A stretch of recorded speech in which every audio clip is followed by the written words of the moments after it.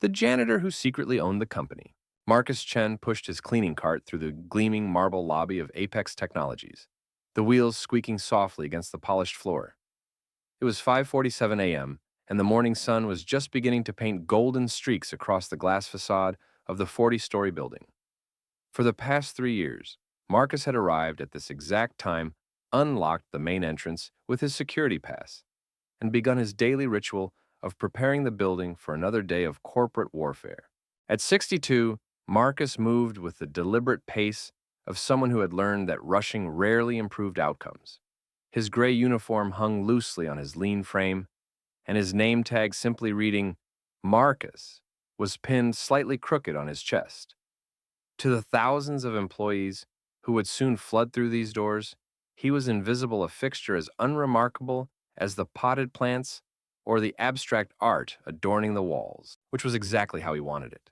As Marcus maneuvered his cart into the executive elevator, using his master key to access the top floors, he allowed himself a small smile. Today would be interesting.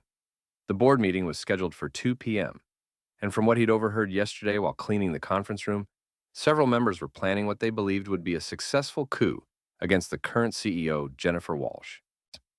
The elevator climbed silently, and Marcus used the time to review his mental notes. Jennifer had been doing an admirable job since taking over 18 months ago. Profits were up 12%. Employee satisfaction had improved dramatically, and she'd successfully launched 2 new product lines. But Harold Fitzgerald, the CFO, had been systematically undermining her, spreading rumors about her aggressive leadership style and questioning her strategic decisions in private meetings with board members. Marcus had seen this play before. In his 40 years of building Apex from a small startup in his garage to one of the country's leading tech companies, he'd watched countless power struggles unfold. The pattern was always the same: ambition clouding judgment, ego trumping ethics, and personal gain prioritized over company welfare. The elevator dinged softly as it reached the 40th floor. Marcus wheeled his cart out, breathing in the rarefied air of the executive suite. The carpet here was thicker, the lighting softer, the artwork more expensive.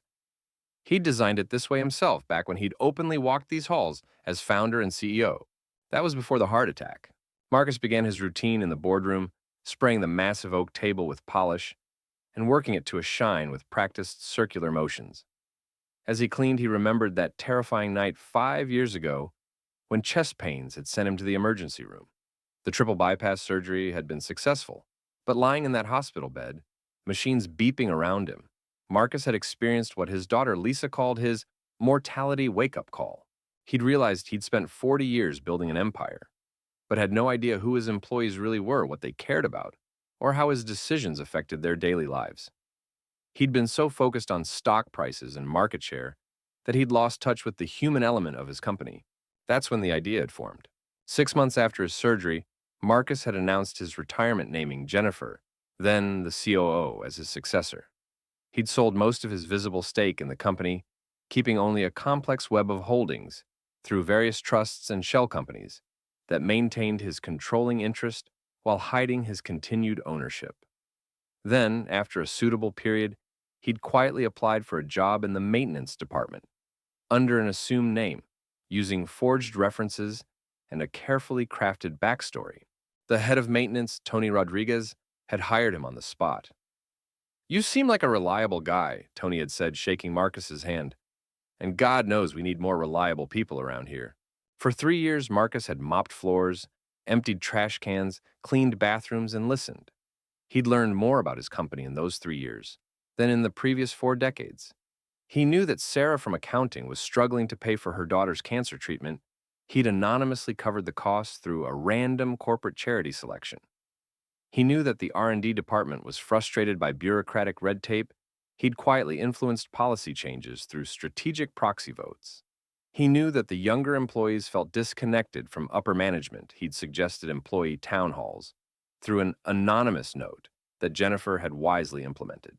But most importantly, he'd learned who truly cared about the company and who was just there for personal gain. Which brought him back to Harold Fitzgerald. Marcus moved from the boardroom to Harold's office using his master key to enter. The space reeked of ambition: photos of Harold with various dignitaries' awards displayed prominently, an ostentatious desk that cost more than most employees' annual salaries. As Marcus emptied the wastebasket, he noticed a crumpled draft of a presentation titled Leadership Transition Strategy. He smoothed it out carefully, photographing each page with the phone his daughter had insisted he carry. The presentation was damning. Harold hadn't just been undermining Jennifer. He'd been actively sabotaging projects to make her look incompetent. He'd been in secret negotiations with their biggest competitor, Technova, promising to push through a merger that would result in massive layoffs, but would make Harold incredibly wealthy. The board meeting today wasn't just about replacing Jennifer. It was about selling out everything Marcus had built. Marcus carefully placed the papers back in the trash, crumpled as before. He finished cleaning the office, making sure everything was exactly as he'd found it. As he worked, he thought about Jennifer. She reminded him of himself in his younger days, brilliant, driven, but with something he'd lacked: genuine empathy for her employees. She knew the names of the security guards' children, remembered birthdays, and actually read the suggestion box submissions. By 7 a.m., the first early arrivals began trickling in. Marcus positioned himself in the main lobby, mopping the same section of floor repeatedly, a trick he'd learned that made him effectively invisible while allowing him to overhear conversations. Now, did you hear Amanda from HR was saying to her colleague? Harold's been meeting with board members all week. Everyone's saying Jennifer's out after today. That's insane, her colleague replied. She's the best CEO we've had. My team's morale has never been higher. Doesn't matter if the board loses confidence, Amanda said sadly. Harold's been telling everyone she's too soft, that we need a real leader who can make tough decisions. Marcus continued mopping his face, impassive. Tough decisions. He'd made plenty of those in his time, laying off thousands during the 2008 recession, closing underperforming divisions, canceling projects that teams had poured their hearts into. Necessary evils, he'd told himself. But from his new perspective, he'd seen the human cost of those tough decisions. The engineer who'd attempted suicide after being laid off, the manager who'd lost her house, the young father who'd had to pull his kids out of college. Jennifer had found ways to be tough without being cruel. When cuts were necessary, she'd started with executive bonuses, not entry-level positions. When efficiency improvements were needed, she'd asked employees for suggestions rather than hiring expensive consultants. She led by example, often staying late, not to micromanage, but to help overwhelmed teams meet deadlines. As the morning progressed, Marcus made his rounds through the building. In the cafeteria, he overheard employees discussing rumors of the impending merger with Technova. My cousin works there, one young programmer was saying. He says their CEO is a nightmare. Tracks bathroom breaks, monitors every keystroke. It's like working in a digital prison. We can't let that happen here, another replied. This place actually respects work-life balance. My manager let me work from home all last month when my mom was sick. Marcus nodded to himself as he wiped down tables. That policy had been one of Jennifer's innovations, fought tooth and nail by Harold, who claimed it would lead to productivity losses. Instead, productivity had increased by 15%, and employee retention was at an all-time high. By noon, the tension in the building was palpable. Marcus positioned himself outside the boardroom, ostensibly polishing the brass fixtures, but actually surveying the arriving board members. He knew each of them had appointed most of them himself years ago. Some, like Dr. Patricia Hawkins and Robert Kim, he trusted implicitly. Others, like Mitchell Sanders and Dorothy Walsh, he'd watched grow increasingly disconnected from the company's values, seduced by Harold's promises of quick profits. Harold arrived at 1:30, his designer suit impeccable, his smile predatory. He carried a leather portfolio that Marcus knew contained the secret merger documents. Jennifer arrived soon after, and Marcus felt a pang of sympathy at the stress visible in her usually composed features. She knew what was coming, but was prepared to fight for the company she loved. As the board members filed in, Marcus made his decision. He pulled out his phone and sent a single text to his lawyer: "Execute Plan B." Then he knocked on the boardroom door. "Sorry to interrupt," he said, keeping his voice deferential, "but there's an urgent delivery that requires a board member's signature." Dr. Hawkins, always kind, smiled at him. "Can it wait, Marcus? We're about to begin an important meeting." "I'm afraid not, ma'am. The courier said it's time-sensitive. Something about SEC compliance, that got their attention." Harold's face paled slightly. "I'll handle it," he said quickly, starting to rise. "Actually," Marcus said, still in his janitor's persona, "the courier specifically asked for Dr. Hawkins or Mr. Kim." As Robert Kim stepped out to handle the delivery, actually Marcus's lawyer with a folder full of revelations, Marcus lingered, slowly gathering imaginary trash from the wastebaskets. We need to begin, Harold said impatiently. Marcus, you can finish cleaning later. Of course, sir, Marcus replied. But as he moved toward the door, he accidentally knocked over his spray bottle, sending cleaning solution across Harold's leather portfolio. You idiot, Harold snarled, grabbing tissues to wipe the portfolio. In his haste, several documents spilled out, including the secret merger agreement with Technova. Jennifer's eyes widened as she saw the documents. Harold, what is this? It's nothing, Harold said quickly, trying to gather the papers. Just some preliminary research. Robert Kim re-entered the room, his face grave. I think everyone needs to see what was just delivered, he said, distributing copies of a comprehensive dossier. It contained everything Harold's sabotage, the secret negotiations emails, discussing plans to gut employee benefits, post-merger and financial projections, showing that while shareholders would profit, nearly 40% of employees would be terminated within a year. The boardroom erupted. Marcus quietly slipped out as accusations flew, and Harold desperately tried to explain. He returned his cart to the supply closet and made his way to a small office in the basement that no one knew he maintained. There, he changed out of his janitor's uniform into a simple but well-tailored suit he kept for emergencies. An hour later, his phone buzzed. A text from his lawyer. Board voted unanimously. Harold terminated for cause. Jennifer retained with full confidence. They want to know who provided the evidence. Marcus smiled and typed back, anonymous whistleblower. Leave it at that. But he wasn't quite done. That evening, as employees trickled out discussing the dramatic events of the day, with relief and excitement, Marcus made one last visit to the executive floor. Jennifer was still in her office, head in her hands. Marcus knocked gently. Ms. Walsh, I'm here to clean your office. She looked up, eyes red from stress and relief. Oh, Marcus, come in. What a day, huh? I heard there was some excitement, Marcus said, beginning to empty her trash. Good news for the company, though. Jennifer smiled weakly. The best news. We almost lost everything we've worked for. Everything Mr. Chen built when he founded this company. You know, Marcus said carefully, I've been here a long time. Seen a lot of CEOs come and go. You're different. Different how? Jennifer asked, genuinely curious. It wasn't often she had real conversations with the maintenance staff, though she tried to make time when she could.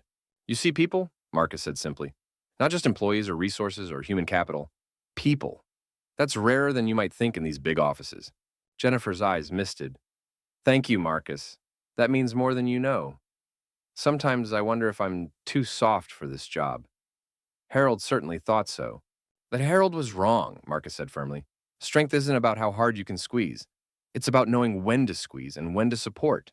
You've got that figured out. He finished cleaning and turned to go, then paused. Oh, I found this wedged behind your desk. Must have fallen. He handed her an envelope. Jennifer opened it, puzzled. Inside was a single sheet of paper with a handwritten note. Jennifer, you've proven yourself a worthy guardian of what I built. The company is in good hands. Keep putting people first. Profits will follow. Trust your instincts, they're good ones. And remember, the best leaders serve their people, not the other way around. A friend. Jennifer stared at the note, then at Marcus, but he was already heading for the door. Marcus, wait. He turned back, and for just a moment, Jennifer could have sworn she saw something in his eyes, a depth of knowledge, a hint of authority that seemed out of place. But then he smiled his usual gentle smile. Have a good evening, Ms. Walsh. Big day tomorrow. I heard the employees are planning a celebration in the cafeteria.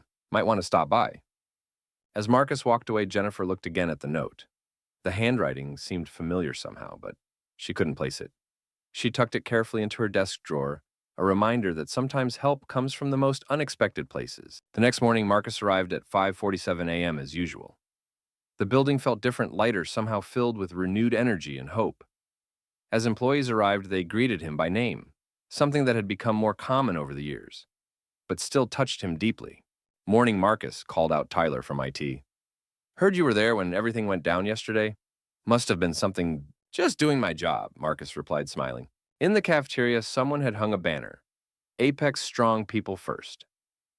Jennifer arrived to thunderous applause, and Marcus watched from the corner, mop in hand, as she thanked the employees for their faith in her and promised to continue fighting for their interests.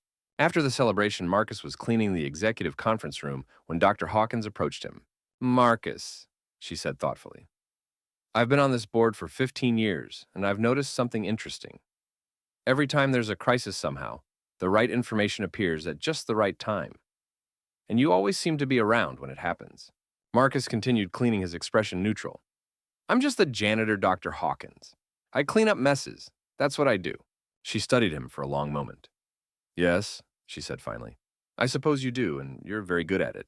After she left, Marcus allowed himself another small smile.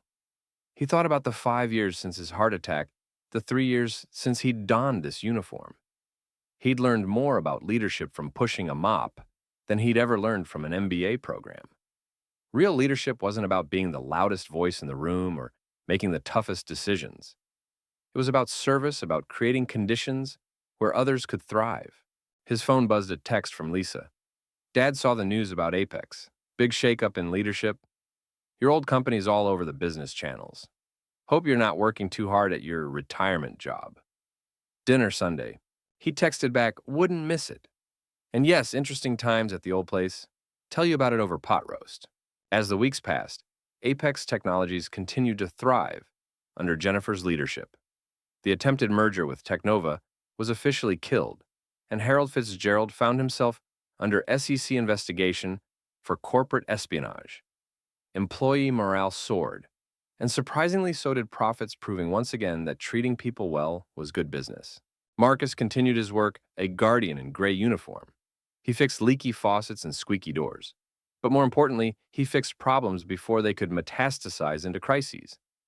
A word here, a strategically discovered document there, an anonymous suggestion that always seemed to address exactly what was needed. One evening, about a month after the board meeting crisis, Marcus was working late when he encountered a new employee crying in the stairwell. She was young, maybe 25, clutching a pink slip. Ah, I'm sorry, she said, embarrassed. I'll move. No need, Marcus said gently, sitting beside her on the steps. What happened?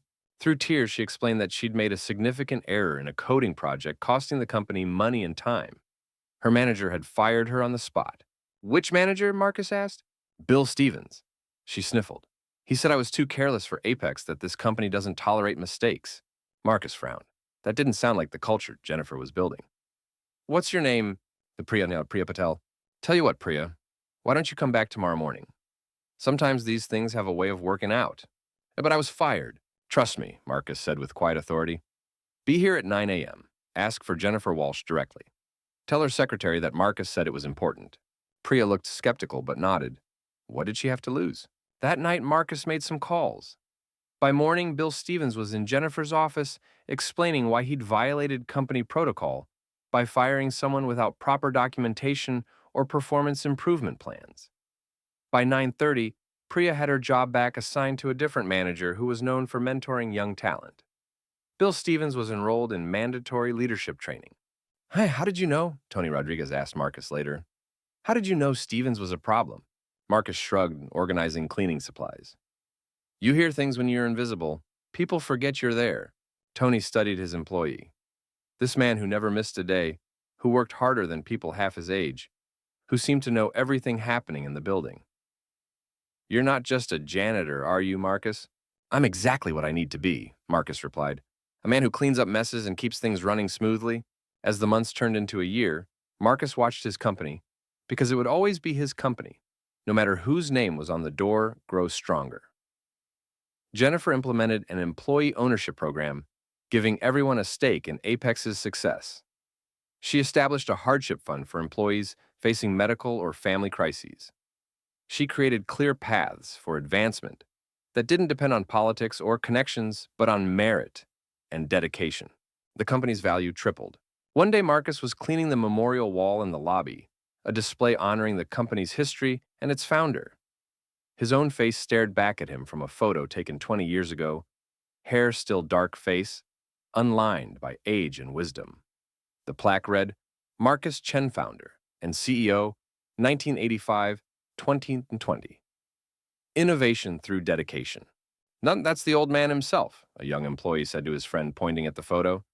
They say he was brilliant, but kind of disconnected from regular employees. Never really knew what was happening on the ground floor. Jennifer's way better, his friend agreed. She actually cares about us. Marcus smiled to himself, continuing to polish the brass plaque. If only they knew that the disconnected founder was standing right next to them, ensuring their jobs were secure and their futures bright. As his 63rd birthday approached, Marcus's daughter, Lisa became increasingly concerned about him working as a janitor. Over their regular Sunday dinner, she pressed him again. Dad, you're literally a billionaire. Why are you still pretending to be a janitor? Marcus carefully cut his pot roast, considering his words. I'm not pretending, sweetheart. I am a janitor. I just happen to also own the building I'm cleaning. But why you could be enjoying retirement, traveling, playing golf? I tried retirement, Marcus said. For 6 months after the heart attack, nearly drove myself crazy. This is what I'm doing now. This is where I'm needed. Lisa sighed. Does anyone know anyone at all? My lawyer, the accounting firm that manages the trusts. And now you. He smiled at his daughter. Though I suspect a few others have their suspicions. No, like who? Marcus thought of Dr. Hawkins' knowing looks, of Tony's careful questions, of the way Jennifer sometimes studied him with curious eyes.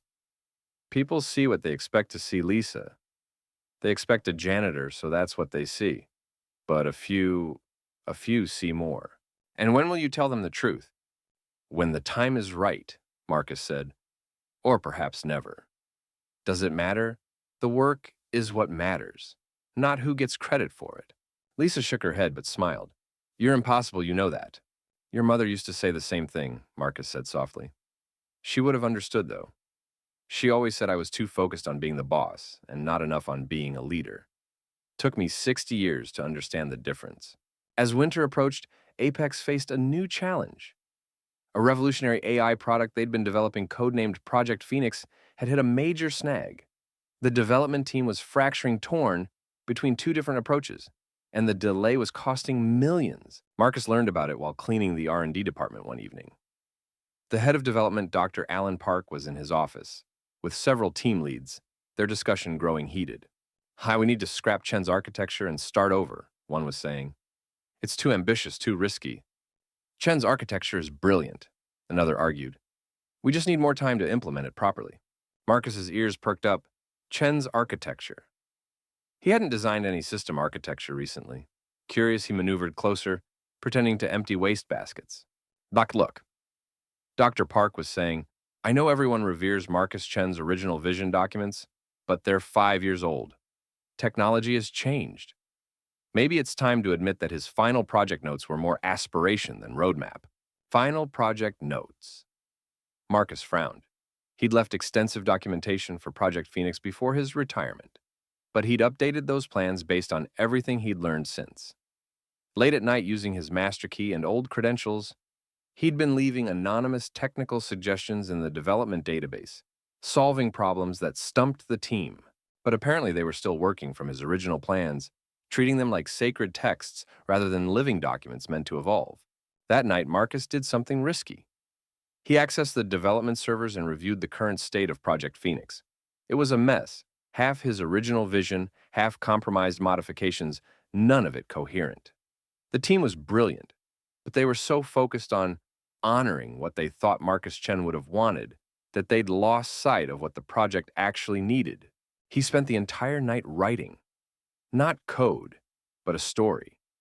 A parable about a master craftsman who left behind blueprints for a magnificent building. His apprentices, wanting to honor him, followed the blueprints exactly, even when they discovered the ground was different than the master had assumed, even when new materials became available that were stronger and better. The building collapsed. In the story's epilogue, the master's ghost appeared to the apprentices. Why didn't you adapt? He asked. Plans are meant to guide, not imprison. I gave you the destination, but you must find your own path. Marcus printed the story and slipped it under Dr. Park's door with a note. Found this in the archives. Thought it might be relevant. A friend. The next morning, Dr. Park called an emergency meeting. He read the parable aloud to his team, and the room fell silent. I think we've been idiots, one of the young developers finally said. We've been so worried about disrespecting Mr. Chen's legacy that we forgot his biggest lesson: innovate fearlessly. So what do we do? Another asked. Dr. Park smiled. We honor the destination, but find our own path. Let's stop building Marcus Chen's Project Phoenix and start building Apex's Project Phoenix. The team dove back into development with renewed energy. Within weeks, they'd solved the architecture problem by combining the best of Marcus's original vision with cutting-edge innovations he couldn't have foreseen. Marcus watched their progress with pride, occasionally nudging them in the right direction, with anonymous suggestions that appeared in their internal wiki. One evening, as Marcus was cleaning the Phoenix Development Lab, he found Dr. Park still at his desk studying the latest test results. Working late again, Dr. Park, Marcus asked. Alan looked up, rubbing tired eyes. Oh, hey, Marcus. Yeah, big breakthrough today. We finally cracked the neural processing bottleneck. That's good news, Marcus said, genuinely pleased. The team must be excited. Ecstatic. You know it's funny. Alan paused, studying Marcus with an odd expression. The solution came from an anonymous post on our wiki. Same writing style as that parable someone slipped under my door. You wouldn't know anything about that, would you? Marcus continued, cleaning his face neutral. I just cleaned the offices, Dr. Park, but I'm glad things are working out. Alan nodded slowly. Right, of course. Just the solution used some very specific optimization techniques. The kind of thing only someone with deep knowledge of our legacy systems would know. Someone who'd been here from the beginning. Nah, this is a tech company, Marcus said mildly. Lots of smart people with deep knowledge. True, Alan agreed. But this particular optimization, I've only seen it used once before. In the original Apex codebase. The code Marcus Chen wrote himself in his garage 40 years ago. The two men looked at each other for a long moment. Then Marcus smiled slightly. Maybe Mr. Chen's spirit still watches over this place. Makes sure his company stays on the right track. Maybe, Alan said softly. Or maybe he never really left. Marcus finished cleaning and headed for the door. Have a good night, Dr. Park. Don't work too late. Innovation requires rest, too. After Marcus left, Alan pulled up the anonymous wiki profile that had been helping them. The account had been created 3 years ago, right around the time a new janitor named Marcus had started working at Apex. He laughed quietly to himself and closed the laptop. Some secrets he decided were worth keeping. As Marcus's 4th anniversary as a janitor approached, changes were happening at Apex. The company had grown to the point where they needed to expand, and plans were underway for a second campus. Jennifer had asked the employees for input on the new building's design, wanting to create a space that truly reflected their values. Marcus contributed his own suggestions through the anonymous feedback system. Natural light open collaborative spaces, quiet zones for focused work, a childcare center for working parents, a gym and wellness center accessible to all employees regardless of level. Many of his ideas were incorporated into the final design, but the biggest change was personal. Marcus had started experiencing chest pains again. Nothing serious, his doctor assured him, but a reminder that he wasn't immortal. Lisa had been pressing him harder to reveal himself, to take credit for all the good he'd done. You've proven your point, Dad, she argued. You've shown that you can lead from any position. But what happens when you're gone? Who maintains the culture you've secretly cultivated? It was a fair question, one that kept Marcus awake at night. He'd built safeguards, the employee ownership program, the strong leadership team under Jennifer, the cultural values embedded in company policy. But was it enough? The answer came from an unexpected source. Marcus was cleaning the break room one afternoon when he overheard a group of new employees talking. On my last company, one was saying, the executives were completely out of touch. They'd make decisions that made our lives miserable and had no idea about the impact. Could never happen here, another replied confidently. Have you noticed how this place runs? It's like someone's always watching out for us. Problems get fixed before they become big issues. Bad managers get retrained or removed. It's like the company has a guardian angel. A guardian janitor, more like. A third laughed. I swear Marcus knows more about this place than half the executives. I saw him talking to Jennifer Walsh the other day, and she was taking notes. The CEO taking notes from a janitor. That's what makes Apex special, the first employee said. Everyone's voice matters here, from the CEO to the cleaning staff. Marcus smiled as he wiped down tables. They got it. After 4 years, the culture had taken root so deeply that it was self-sustaining. Employees looked out for each other, spoke up about problems, and valued every contribution regardless of its source. He'd wanted to teach the company that leadership could come from anywhere, and they'd learned. That evening, Marcus made a decision. He drafted 2 letters, one to Jennifer, one to the board of directors. He sealed them and gave them to his lawyer with specific instructions. The next morning started like any other. Marcus arrived at 5:47 a.m., unlocked the building, and began his rounds. But as he pushed his cart through the lobby, he felt a strange pain in his left arm. Then, pressure in his chest. Not now, he thought, not here. But his body had other plans. The heart attack dropped him to his knees beside the memorial wall, his own younger face staring down at him from the founder's photo. Security found him minutes later. The ambulance arrived quickly, and as the paramedics worked, word spread through the building like wildfire. Their Marcus, had collapsed. Jennifer rushed down from her office, still in the middle of a conference call she'd abandoned. Is he okay? Is he going to be okay? We've got him stable, a paramedic said. But we need to get him to the hospital now. As they loaded Marcus onto a stretcher, he managed to open his eyes. Jennifer was there along with Dr. Hawkins, Tony Rodriguez, and dozens of employees who'd heard the news. Marcus, Jennifer said, tears in her eyes. Hold on. You're going to be fine. Marcus smiled weakly and whispered something. Jennifer leaned closer to hear. Check your desk drawer. Then he was gone, rushed away in the ambulance with lights flashing. Jennifer ran back to her office, heart pounding. In her desk drawer, she found 2 envelopes that hadn't been there before. One was addressed to her, the other to the board. With shaking hands, she opened hers. The Dear Jennifer, if you're reading this, then it's time for the truth.